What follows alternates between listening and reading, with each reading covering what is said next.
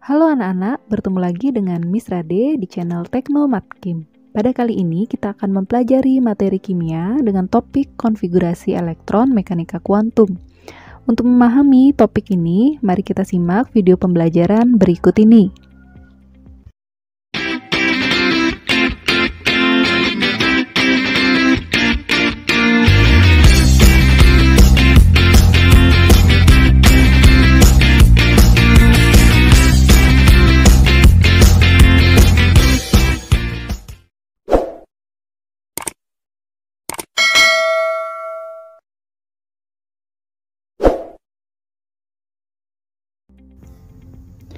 Pada video pembelajaran sebelumnya, kita sudah membahas mengenai perkembangan model atom.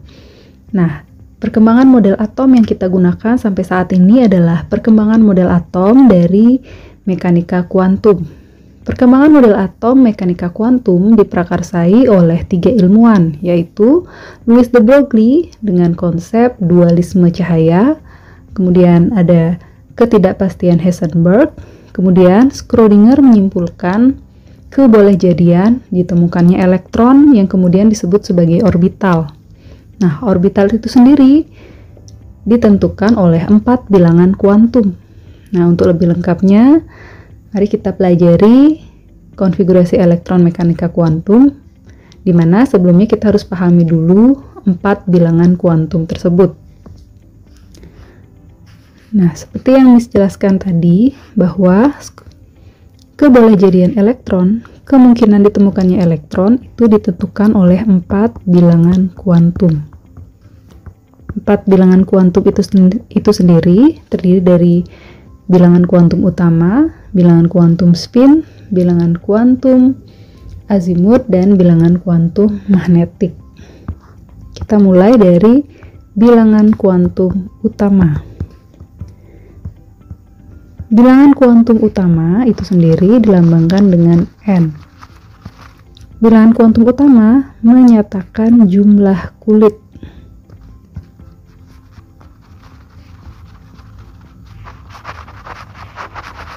Nah, jumlah kulit itu sendiri dinyatakan dengan bilangan bulat. 1, 2, 3, dan seterusnya. Itu untuk bilangan kuantum utama. Kemudian yang kedua, ada yang disebut dengan bilangan kuantum azimut.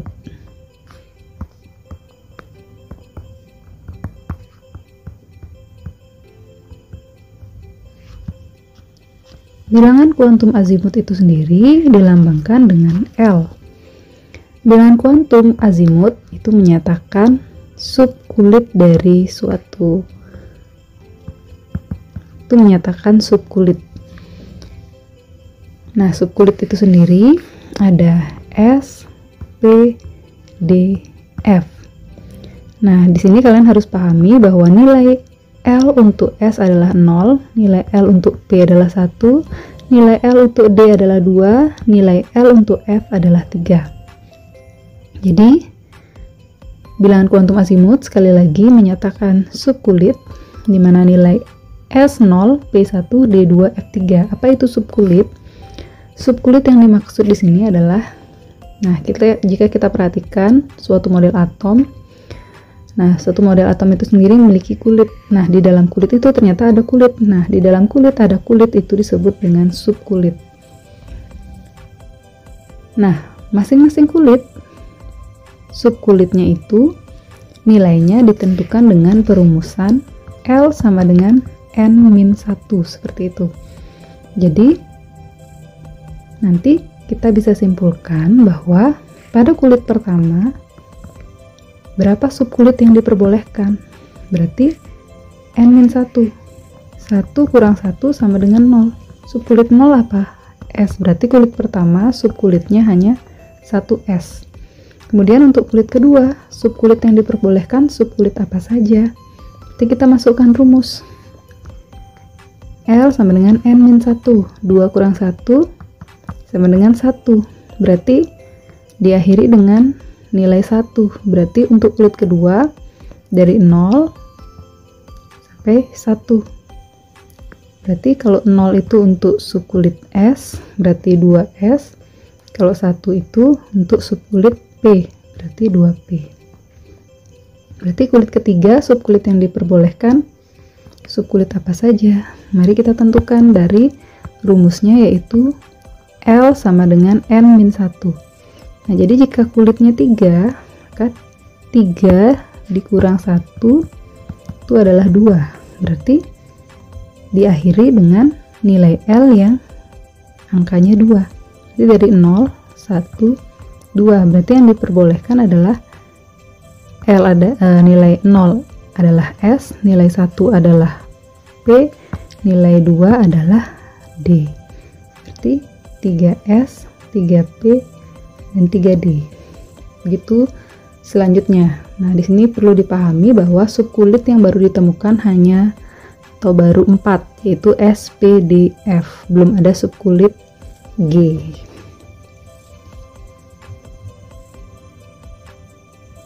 Nah, selanjutnya kita kembali melanjutkan bilangan kuantum berikutnya, yaitu bilangan kuantum magnetik. Nah, bilangan kuantum magnetik itu dilambangkan dengan huruf M. Bilangan kuantum magnetik itu sendiri menyatakan bentuk orbital.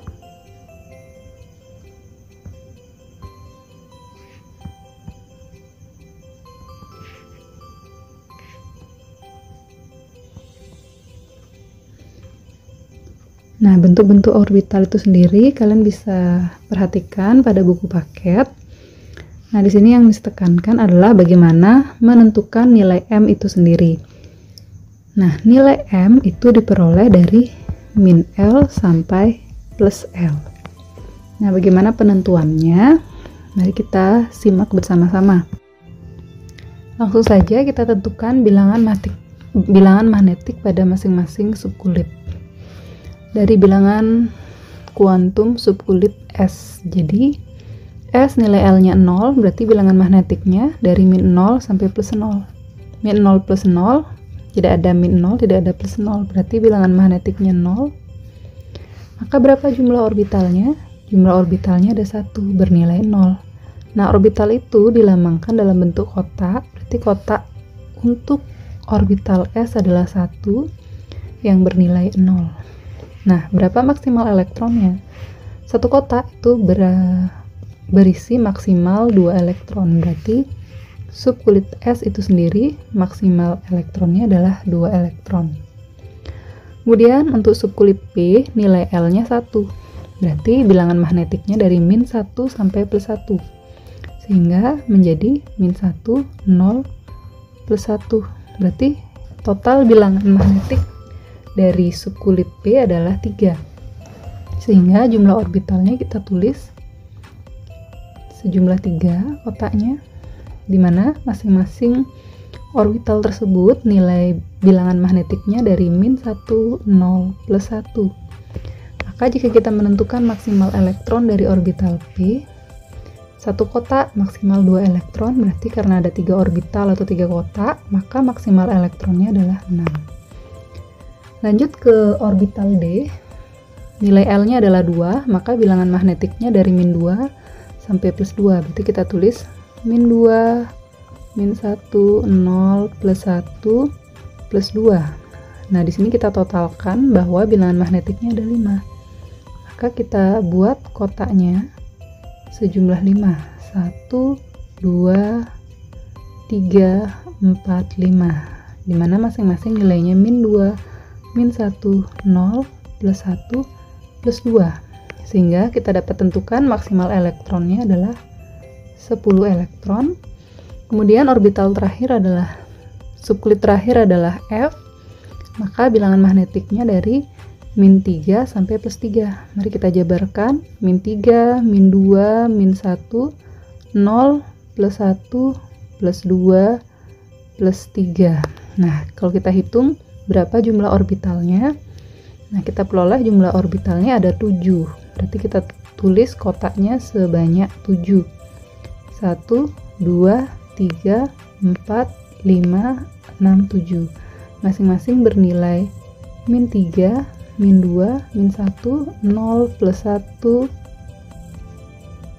plus 2, plus 3.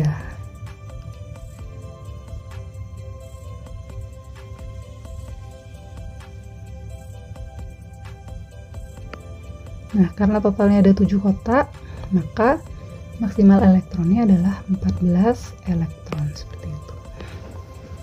Itulah cara penentuan bilangan magnetik dari masing-masing subkulit. Selanjutnya, bilangan kuantum berikutnya adalah bilangan kuantum spin. Bilangan kuantum spin itu sendiri dilambangkan dengan S. Nah, bilangan kuantum spin itu adalah bilangan kuantum yang menyatakan arah rotasi elektron. Jadi elektron itu juga mengalami suatu rotasi. Mengapa demikian?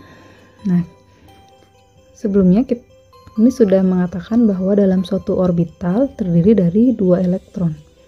Nah, perlu kita pahami bahwa elektron itu muatannya negatif. Jadi kalau ada muatan negatif dalam satu orbital atau dalam satu kotak, maka akan terjadi gaya tolak-menolak.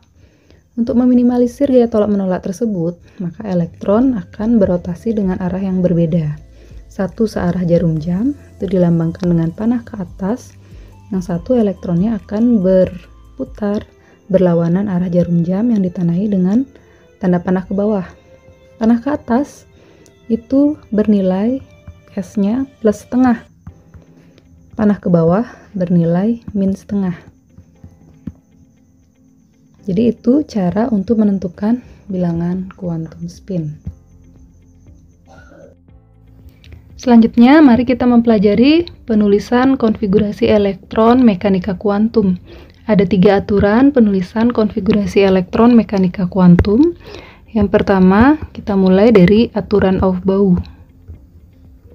Aturan Aufbau menyatakan bahwa pengisian elektron dalam suatu orbital dimulai dari tingkat energi yang rendah ke tingkat energi yang lebih tinggi. Bagaimana caranya? Mari kita ingat subkulit pada masing-masing kulit. Kulit pertama memiliki 1 subkulit, yaitu 1s. Kulit kedua memiliki 2 subkulit, 2s, 2p. Kemudian kulit ketiga ada 3s, 3p, 3d. Kulit keempat 4s, 4p, 4d, 4f. Kulit kelima juga sampai f. Kulit keenam ada 6s, 6p, 6d. Sementara kulit ketujuh baru sampai 7p. Nah, konfigurasi elektron dalam suatu atom baru ditemukan sampai kulit ketujuh. Belum ditemukan suatu atom yang memiliki kulit sejumlah 8. Nah, sekarang diagram ini kita berikan tanda panah untuk mengetahui urutan yang sesuai.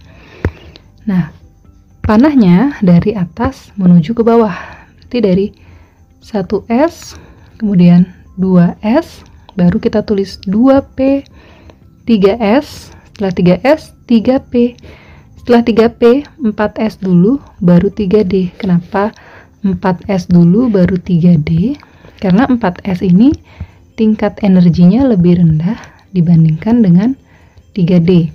Nah, dari mana kita buktikan suatu energi tersebut? Dari penjumlahan N ditambah L. N adalah kulit, kulitnya 4. L adalah menyatakan subkulit. S itu nilai L-nya 0. 4 tambah 0, 4.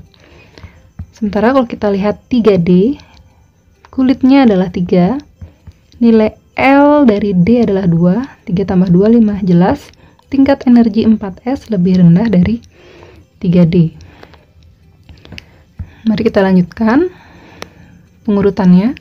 Setelah 4S, 3D, 4P, 5S, kemudian 4D, 5P, 6S, 4F, 5D, 6P, 7S, kemudian 5F, 6D, 7P. Nah, sekarang tinggal kita urutkan. Nah, misalkan memberikan cara mudah mengurutkan suatu konfigurasi elektron mekanika kuantum. Itu bisa dengan cara S, P, SP, SDP, SDP, SFDP, SFDP, SSP, SP, SDP, SDP, SFDP, SFDP. Kemudian bagaimana pengisian angka yang menyatakan subkulitnya itu sendiri? Nah, kita isi aja dulu masing-masing subkulit S. Jadi 1S, 2S, 3S, 4S, 5S, 6S, 7S. Kemudian begitu pula P. P itu dimulai dari 2P. T2P, 3P, 4P, 5P, 6P, 7P. Kemudian D. D diawali dari atau dimulai dari 3, 4, 5, 6. Kemudian F itu ada di kulit keempat dan kulit kelima. Nah, seperti itulah cara mengurutkan suatu konfigurasi elektron mekanika kuantum. Di urutannya bisa kalian cermati, bisa menggunakan diagram, bisa menghafalkan urutan yang sudah Miss sampaikan tadi. Nah, kemudian bagaimana penerapan penulisan konfigurasinya? Nah, Miss berikan satu contoh. Misalnya kita ambil dari atom Na yang nomor atomnya 11. Maka kita susun konfigurasi elektronnya sehingga memperoleh total elektron sejumlah 11. Berarti kalau kalian belum hafal penulisannya secara lengkap dan urut, kalian ingat saja S, SP, SP. Kalau angkanya sedikit nggak usah terlalu banyak buat sampai SFDP. Misalnya kita sampai SSP, SP seperti itu. Seperti biasa, isi dulu kulit S-nya. 1, 2, 3. Kemudian kulit P-nya 2, 3. Sekarang baru kita isi elektronnya. Bagaimana cara mengisi elektron? Elektron itu biasanya berupa pangkat. Nah, ini kalian harus ingat. Kembali bahwa S maksimal elektronnya 2, P maksimal elektronnya 6, D maksimal elektron 10, F maksimal elektron 14. Maka elektronnya itu sendiri kita tulis berupa pangkat. 1S2 ini tidak disebut sebagai 1S pangkat 2, tapi langsung sebutkan 1S2, 2S2, 2P6, 2 tambah 2, 4, 4 tambah 6, 10. Biar 11, berarti 3S-nya kita isi elektron 1 saja. Maka 3P tidak digunakan, kita hapus. Maka elektron, konfigurasi elektron dari Na yaitu 1S2, 2S2, 2P6, dan 3S1. Seperti itu untuk penulisan konfigurasi elektron berdasarkan aturan Aufbau. Kita lanjut ke aturan berikutnya. Aturan yang kedua adalah kaidahan. Nah, kaidahan itu sendiri memberikan suatu aturan penulisan elektron dalam suatu orbital. Jadi, elektron yang ditulis dalam suatu diagram orbital diisi dengan panah yang sejajar sehingga terisi orbitalnya penuh. Kemudian, dilanjutkan dengan elektron yang arahnya berlawanan. Seperti apa contohnya? Mari saja kita latihkan untuk penulisan diagram orbital pada atom Si yang jumlah elektronnya 14. Jadi ingat penulisannya S, SP, SP. Kita isi kulitnya 1, 2, 3, kemudian kulit P 2, 3. Sekarang isi elektronnya S2, kalau P maksimalnya 6, total baru 10. Kemudian S itu 2, baru 12. Kemudian biar 14, maksimal elektron P 6. Tapi yang diminta jumlahnya 14. Berarti di P kita isi elektronnya 2 saja. Sehingga diperoleh total elektronnya 14 sesuai dengan elektron Si itu sendiri. Sekarang bagaimana penulisan elektronnya dalam suatu orbital? Berarti kita harus gambarkan orbitalnya. Orbital di sini digambarkan dalam bentuk kotak. Kalau S dia kotaknya 1, kalau P 3, kalau D ada 5, kalau F ada 7. Maka mari kita tulis masing-masing orbital dari atom Si. S itu kotaknya 1, juga 1. Kalau P ada 3, dan ini 1, dan ini ada 3. Jadi pengisiannya isi dengan panah ke atas. Kalau sudah full kotaknya ke atas, baru panahnya ke bawah. Ini karena kotaknya 1 ya, kesannya atas bawah. Tapi bukan seperti itu. Sekarang kita perhatikan yang orbitalnya P. Jumlah elektronnya ada 6. Berarti di kotak ini harus isi elektron 6. Pengisiannya isi ke atas dulu. 1, 2, 3. Kalau sudah penuh terisi ke atas, baru kita isi dengan arah berlawanan sehingga totalnya ada 6. 4, 5, 6. Kemudian yang S. Kemudian P di sini ada 2, berarti kita isi elektron sampai 2 saja. Jadi seperti itu cara penulisan elektron dari suatu diagram orbital. Selanjutnya, pembahasan berikutnya, aturan yang terakhir, itu adalah larangan Pauli.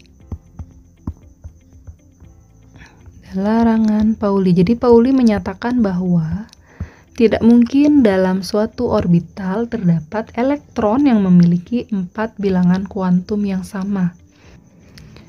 Kita ambil contoh di sini adalah penentuan 3 elektron. Yang kita ambil contoh di sini adalah penentuan 4 bilangan kuantum 3 elektron terakhir dari atom fosfor yang nomor atomnya 15. Kita buat konfigurasinya terlebih dahulu. 15P S SP SP 1 2 3 2, 3. S itu 2, P itu 6. Kemudian kita hitung 2 tambah 2 tambah 6 10 tambah 2 12, berarti biar 15, P-nya isi 3 elektron. Karena diminta 3 elektron terakhir, ya berarti 3 elektron terakhirnya ada di orbital 3P. Nah, kita nggak usah tulis semua diagram orbitalnya, cukup kita fokuskan pada orbital yang mengandung 3 elektron terakhir. P, ingat kotak P ada 3, di mana masing-masing kotak ini bernilai min 1, 0, plus 1. Karena elektronnya 3, kita tulis panahnya, kita lambangkan dengan panah ke atas. Selanjutnya mari kita tentukan masing-masing elektron pada orbital 3P3. Jadi untuk elektron yang pertama, kita cari N, L, M, dan S-nya. N menyatakan kulit. Kulit itu angka yang di depan, berarti 3. L menyatakan subkulit. P nilai L-nya adalah 1. Kemudian M. M itu adalah letak elektron pada orbital yang mana? Nah, elektron yang pertama terletak pada orbital yang bilangan magnetiknya min 1. Kemudian S-nya, karena panah ke atas, berarti nilainya plus setengah. Kemudian kita lanjutkan pada elektron yang kedua. N menyatakan kulit, sama, nilainya 3. L menyatakan subkulit, sama, nilainya P adalah 1. M adalah letak dari elektronnya di orbital yang nilai bilangan magnetiknya 0. Kemudian S-nya, karena panah ke atas, plus setengah. Kemudian pada elektron yang terakhir, N menyatakan kulit, juga 3. L menyatakan subkulit, yaitu nilai L dari P adalah 1. M menyatakan letak elektron pada orbital yang bilangan magnetiknya +1. Kemudian S-nya karena panah ke atas juga +1/2. Nah, jadi jika diperhatikan ternyata 4 bilangan kuantumnya tidak serta-merta sama, tapi ada perbedaan dari bilangan magnetiknya. Jadi itu yang dimaksud dengan larangan Pauli, tidak mungkin keempat-empatnya bernilai sama. Seperti itu. Demikian aturan dari penulisan konfigurasi elektron mekanika kuantum. Jika tidak paham, jika ada hal-hal yang belum dipahami, silakan dituliskan di kolom komentar. Jika memang sudah paham, silakan disimpulkan juga pada kolom komentar. Terima kasih.